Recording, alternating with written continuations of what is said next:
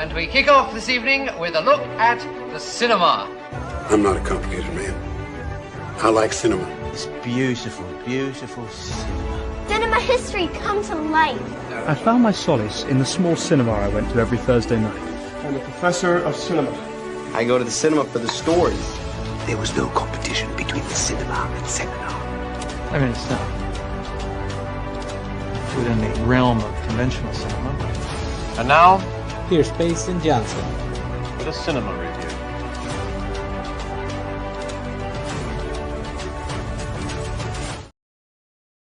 It is Monday, December 1st, 7 EST, and thank you for joining me for another episode of Cinemaster's Reviews.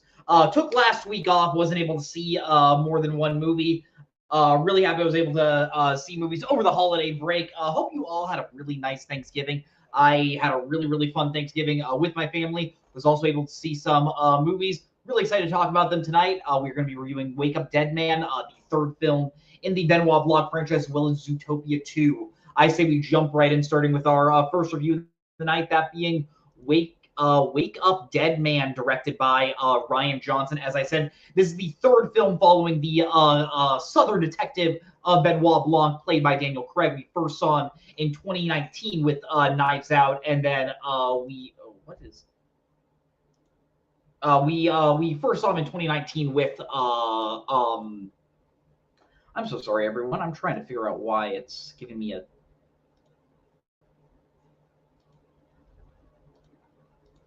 This is lovely here. There we go. That should work. For some reason, StreamYard was giving me a timer for that, but all good. This is the first time we saw Benoit Blanc was in Knives Out. The second time we saw him was in Glass Onion back in 2022, sort of a pseudo-COVID movie. And now we are back in 2025 for the third adventure in Wake Up Dead Man. Fun thing how they're all named after different song titles. This one being after a U2 song. This one follows Benoit Blanc as he investigates a murder at a New York church. Jefferson Wicks, the head of this church, has been killed, and many of the churchgoers and workers at the church are trying to figure out who was the one to do it. Helping Benoit Blanc lead the investigation is a new priest of the church, Judd. I wrote his character's full name down. Judd Duplessis, played by Josh O'Connor. He is a former boxer who ended up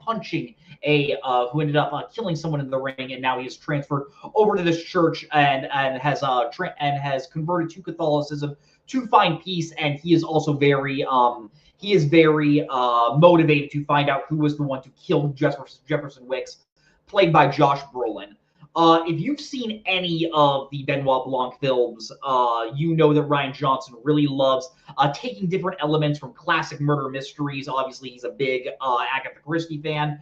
Most of them have Benoit Blanc in a different location with an all-new cast, usually with these big A-list actors. You think Knives Out, that have Jamie Lee Curtis, Don Johnson, Toni Collette, Glass Onion. You have Kate Hudson, Janelle Monáe, Edward Norton. And this one, once again, you have a huge cast of characters. As I already said, Josh O'Connor is Judd. Josh Brolin is the murder victim. You also have Jeremy Renner, Glenn Close, Andrew Scott, Kaylee Spain. You have all these characters converging, and all of them could be potential suspects. And if you know Rian Johnson, you know he is a big fan of subverting your type of expectations when it comes to a murder mystery, and that is exactly what he does here. I really love both Knives Out and Glass Onion, and this thankfully keeps the streak going of excellent murder mysteries in this franchise. Probably the most straightforward and classic of Rian Johnson's murder mysteries so far. I think both Knives Out and Glass Onion, specifically Glass Onion felt like a movie that was like actively trying to come up with twist after twist after twist. Knives Out takes a little bit too many detours. Like, you don't really like... Knives Out is a really fun mystery where, like, you know who was the killer around 30 minutes into this mystery, and then it's just figuring out what really happened through that. This one's probably the most straightforward one. Murder happens around like the 45-minute mark, and then we see the mystery go on for the remainder of the 2.5-hour runtime. And while it might be the most straightforward, it doesn't mean that it is not expertly well crafted. You still have all the elements. You have the detective meeting all the suspects. You have different twists happening with the mystery. You have Benoit Blanc always maybe being like a few steps ahead, or maybe he isn't. We don't really know how the character is feeling. And Rian Johnson just knows how to craft a great mystery so well. I think the number one thing that makes this one also unique is the fact that compared to the others, Benoit Blanc kind of takes a little bit of a backseat in this one. He's not introduced until around 40 minutes in. We see him in the opening scene reading Judd's story, but we are really seeing it through Judd's eyes through the first act. And then Josh O'Connor is such a presence throughout the film, trying to help Benoit solve the mystery, because he is the number one suspect, because he was the last person with Jefferson Wicks before he died. And I will say, I think the number one thing that helps sell this movie so well is how good Josh O'Connor is as the character of Judd. I want to make sure I'm pronouncing his name right. Judd Duplessis. Really fun names here. Josh O'Connor is genuinely becoming like he's easily one of my favorite actors working today. He might be my absolute favorite actor working today. When you look at the types of roles he's taking on. I loved him in Challengers. I really loved him earlier this year in The Mastermind and The History of Sound. Honestly, my number one complaint about The History of Sound is I wish it had more Josh O'Connor.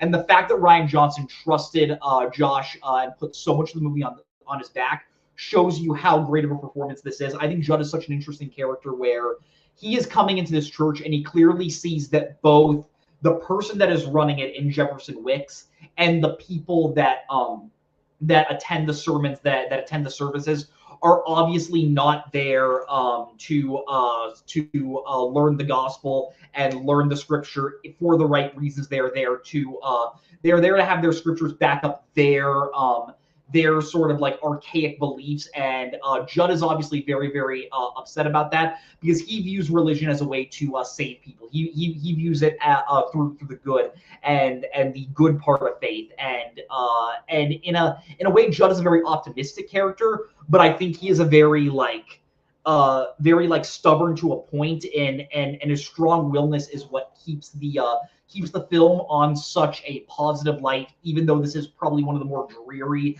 and one of the more like gothic Benoit Blanc movies that we've seen so far, especially compared to coming right off of Glass Onion, which is like set on like this like summer European island with all these bright colors. This one is definitely a little bit more dreary in this like gothic style church, but having such a positive will character like Judd really helps carry the movie's energy so well. Most of the other cast is great. I think Glenn Close is really fun.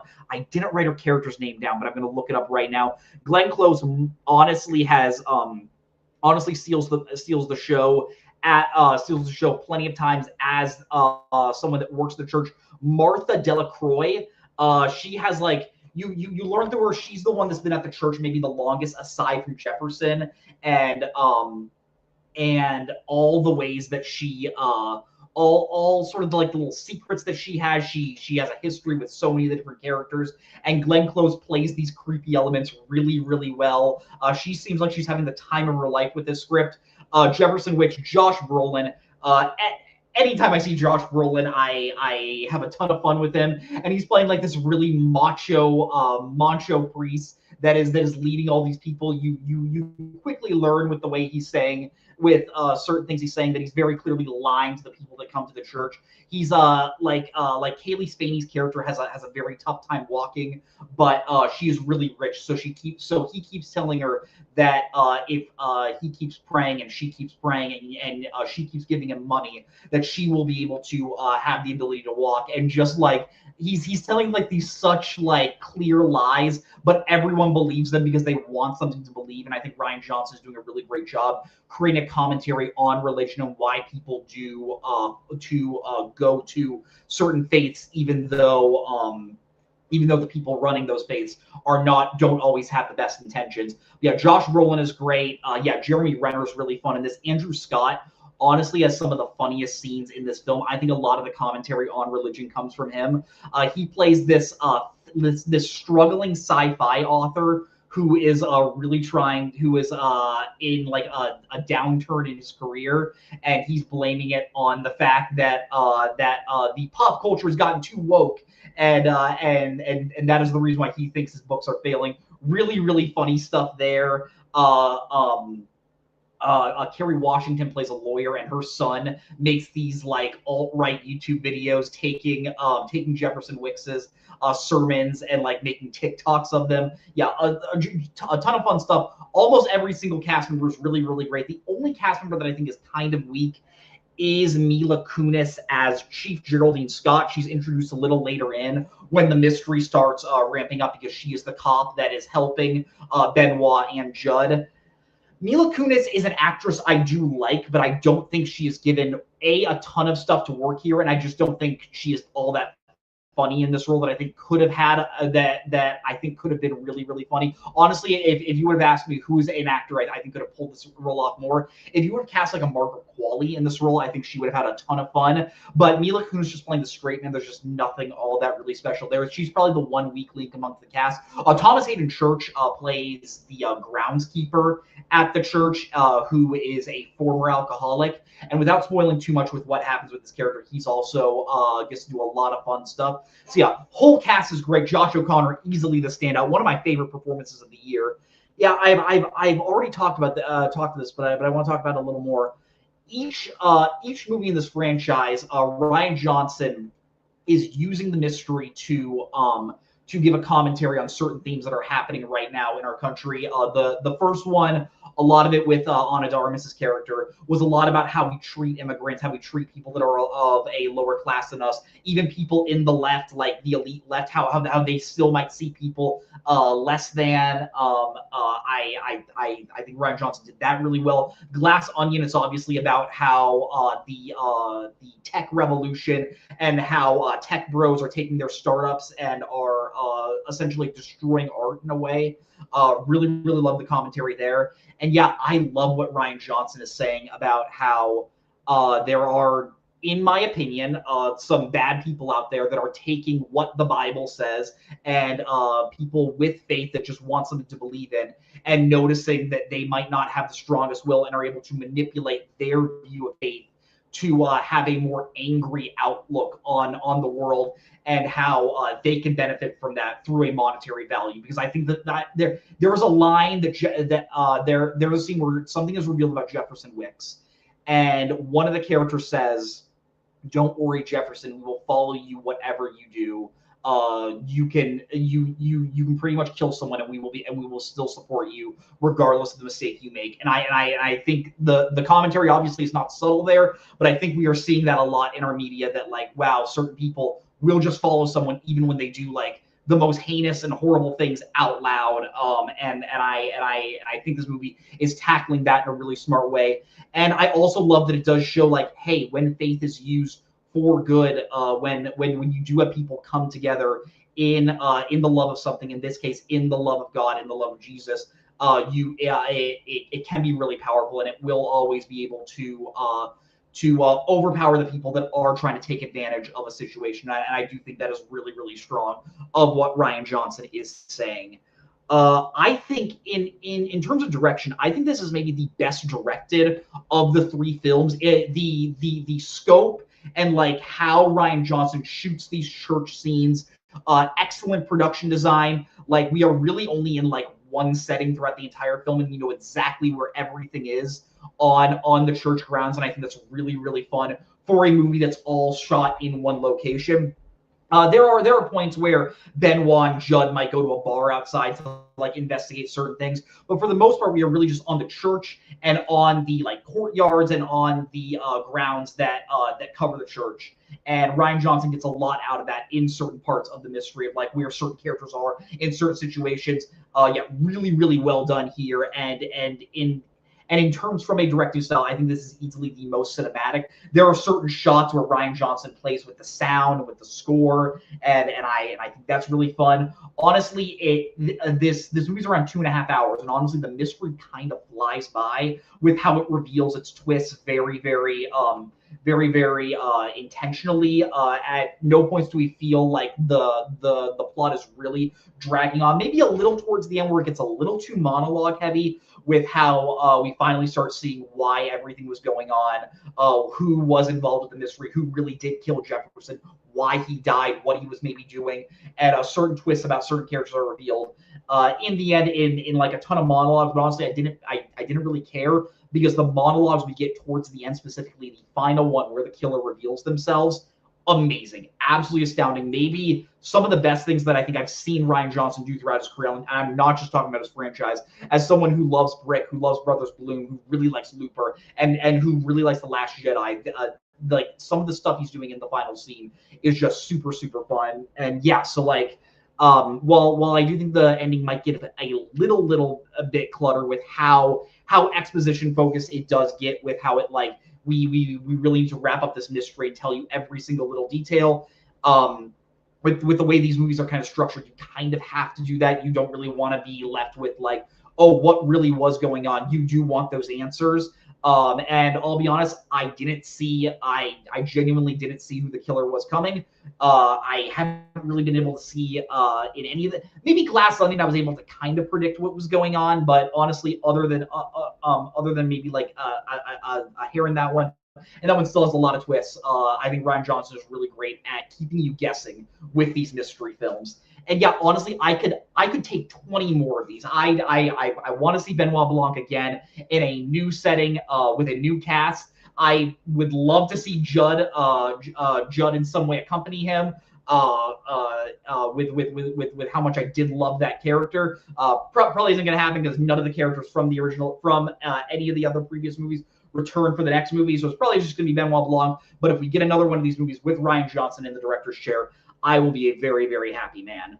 If I were to rate this movie on a scale of 0 to 10 videotapes, 0 being awful, 10 being amazing, I'm going to give it a very high 9.5 out of 10. I'd say I like this maybe a little less than Knives Out, but a little more than Glass Onion. I genuinely love all three of these films. I love when a murder mystery is done well, and this is absolutely done well. Josh O'Connor continues to prove why he's one of my favorite actors. I love what Rian Johnson is saying about what he's saying about religion, how some people abuse people with faith. And yeah, I think this is a tremendous film. It should be coming out on Netflix very soon. They did a very limited run in certain theaters, which is how I was able to see it. If you can still see it in theaters, I would recommend it. But the second this comes on Netflix, please check it out, because if you are a fan of these movies, you will not be disappointed. But I say we head right into the second review of the week, that being Zootopia 2. I need to set the timer off so that way I don't have the same issues I had earlier. Zootopia 2, directed by Jared Bush and Byron Howard. Byron Howard returning from directing the first one. Jared Bush is a new director. This is the second film in the Zootopia franchise. Zootopia came out in 2016, won the Oscar for Best Animated Feature. This is the latest film from Disney Animated Studios. And once again, we are following the characters of Judy Hotz and Nick Wilde. They are now police officers, and they are a little bit in trouble with their chief, Chief Bogo, played by Idris Elba. The town of Zootopia is doing a lot better since Judy and Nick cracked the case on what was going on with the rabid carnivorous animals. And there is a new case now where the Lynx family is wanting to push the land barriers of Tundra Town to essentially take up a wider chunk of Zootopia, and they are going to be essentially pushing out the reptiles of Reptile Town. We learn essentially that most reptiles in Zootopia kind of keep to themselves, and Judy and Nick are trying to figure out exactly what is really going on and why the Lynx family wants to expand Tundra Town that much. I will say, if you don't really remember what happened in the first Zootopia, or if you didn't see this first Zootopia, Good news, you don't really need to because the movie actually does a pretty solid job of catching you up the first 5 minutes. Takes its time to essentially run down what happened in the first film and give you a quick synopsis as to the relationship between Judy Hopps and Nick Wilde. I should say Judy Hopps is a bunny voiced by Ginnifer Goodwin. If you remember from the first movie, her dream was to become a police officer in Zootopia, and she was able to attain that dream. Nick Wilde is a fox voiced by Jason Bateman. He was this con artist that essentially became inspired by Judy Hopps to join the police force, and they are now partners in the ZPD, as we learn the Zootopia Police Department. And I think the number one thing that I think makes this movie work, that honestly I think makes both of these movies work, is the fact that Judy and Nick are just fun characters, and it's fun seeing them interact, especially in this new dynamic with them now being cops and with them now working together, because you learn that Judy is still like this by the books. We have to do things the right way. We have to be as safe as we can on the mission, but at the same time, even if our chief tells us, hey, don't look too far into things, we need to do this because it's the right thing to do. While Nick is someone that is known for cutting corners, that is willing to do these cons, maybe do certain like shady fun things. Obviously, it's a kids movie. The cop isn't going to be like that malicious in what they're doing. But he's obviously willing to like cut certain corners to solve the case and solve the mystery of like why the Lynxes want this book, why the snake that ends up stealing the book, why they want this like famous artifact book, the snake voiced by Ke Huy Quan, who I will get to in a second. But yeah, honestly, I think what makes these movies so much fun to watch is the fact that the characters are so fun, and obviously the world is obviously very creative. I think Zootopia is just a fun place to be. I love checking out all the different biomes, whether it is Tundra Town, whether it is the reptile area, whether it is where Mr. Big, the like mafia possum, does his deals. Really, really fun stuff and just really creative stuff. And I think this movie ends up taking the dynamic that was established in the first film from these two characters and expanding them with where they are in their life. It doesn't really feel like we are doing a retread of the first movie, which I do think is a big plus. Yeah, like I said, Ke Huy Quan plays the villainous snake, Gary the Snake. There is a case that Judy and Nick do early on in the film, and where essentially Gary is being transported from one car to another, and Judy ends up crashing the car, and Gary ends up escaping, and then we learn that Gary wants to steal this book that the Lynxes own, and we don't really know why Gary wants to do this. I won't spoil what's going on. All I will say is Ke Huy Quan, honestly, he's a big reason why I did like this movie so much, because there are a lot of famous, like when a Disney movie gets a celebrity, you never really know what you're going to get, whether it's going to be a celebrity that kind of phones in their voice performance just for a quick, easy paycheck. You recognize their voice, they're able to sell you on that. Or if it's going to be a celebrity that actually really, really puts their heart and soul into the character. And Ke Huy Quan is so excellent here. Without telling you too much, this is a villain where you understand why he's actually doing the things he's doing. And I honestly just think he's really, really funny, because Ke Huy Quan just has such a fun voice where he does a great job of just sounding nervous when he needs to, but like sounding really, really exasperated. If you saw Everything Everywhere All at Once, you know Waymond, not the alpha version of Waymond, just the regular version of Waymond. That is a character that's always like really nervous and just really like confused about what's going on.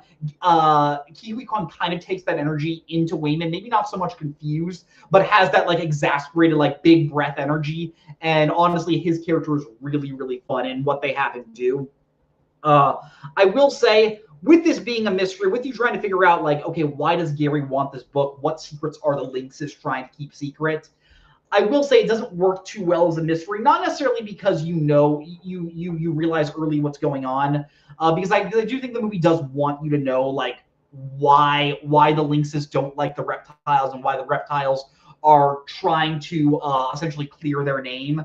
I think the movie does a decent enough job of letting you know like, hey, we're not trying to hide the mystery here. I will say there is a late stage villain reveal that is so easily telegraphed. Like, this character is working with the good guys, and I think the second you realize this character is working with our protagonist, you are just waiting for a betrayal because it's so easily telegraphed, and you're just like, okay, why was this character doing this thing early on in the film? Why are they now just for no reason helping this character? I won't say who it is, but it is like very clear of like, okay, I know where we're going with this. On the one hand, I realize the kids movie. Kids probably won't be able to telegraph it quite as easily as adults, but I gotta speak on my behalf. I very much saw it coming, and it did have me rolling my eyes through certain scenes of like, okay, can we just get to this obvious betrayal and just see what's going on?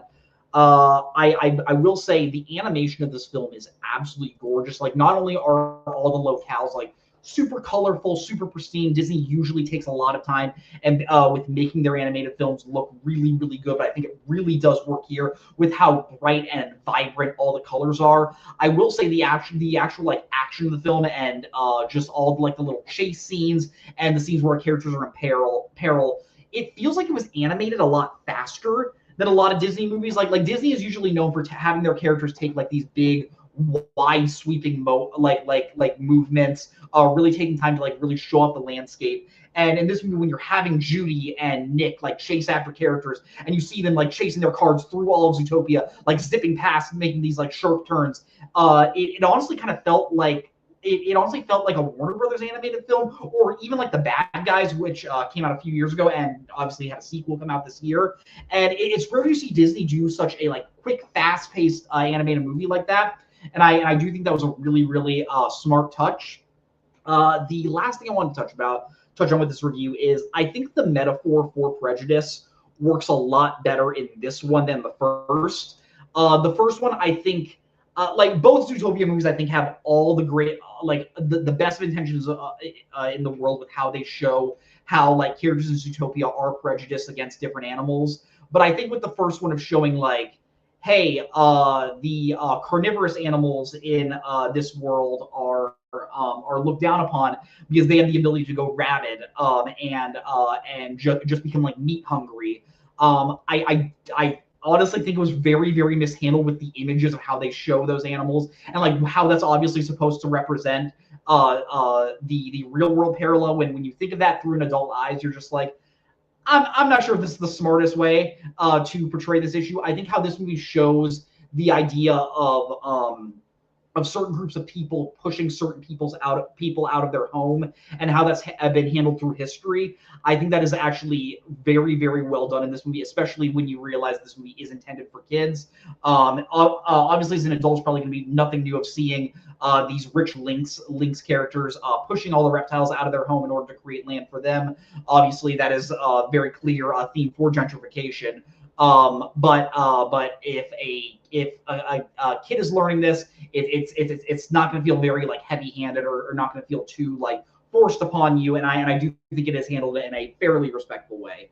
If I were to review this movie on a scale of 0 to 10 videotapes, I'm going to give it a solid 7.5 out of 10. Honestly, Disney has not had the best track record in the past couple years. I think the last Disney animated film I liked was probably Encanto, which came out in 2021. I think this is one of their honestly better ones. And if we get more movies like this, I think we will be on a better track. Obviously, this movie doesn't move the needle in any real way. Like I don't think this is going to go down as one of the great Disney movies, but I would be lying if I said I didn't enjoy it more than the first Zootopia, and I did have a lot of fun watching it. And I think kids are honestly going to love it. Like if you do have kids, I think they're going to enjoy it, and I think you should go see it in the theater. If not, you can probably wait to watch it on Disney Plus. But yeah, if you want a movie for the family to enjoy, this one will do you pretty good. But that is it for our show. Thank you all for watching. Remember to like this video and subscribe to the video.